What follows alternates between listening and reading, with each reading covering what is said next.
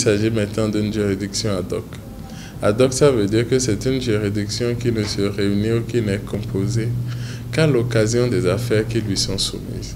Alors qu'avant, ce n'était pas le cas, c'était une juridiction permanente. Et le constat est fait que la Haute Cour de justice n'a pu juger personne.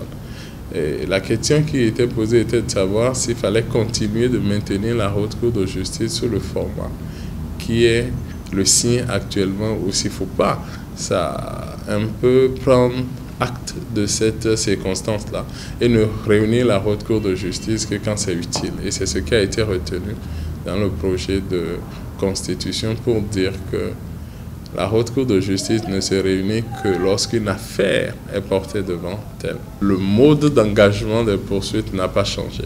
C'est-à-dire qu'il faut d'abord les 2 tiers, ensuite, pour autoriser les poursuites, ensuite toujours les 2 tiers pour la mise en accusation.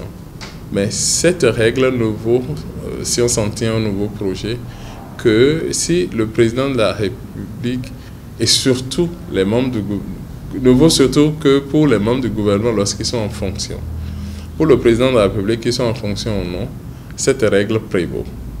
Mais pour les membres du gouvernement, lorsqu'ils ne sont plus en fonction, ils sont connus ou les infractions qu'ils peuvent commettre sont portées devant une juridiction de droit commun. Donc il faut dire que c'est une avancée par rapport à ce qui existait où le membre du gouvernement, lorsqu'il n'est pas en fonction, est toujours jugé par la Haute Cour de justice selon la procédure retenue devant la Haute Cour de justice.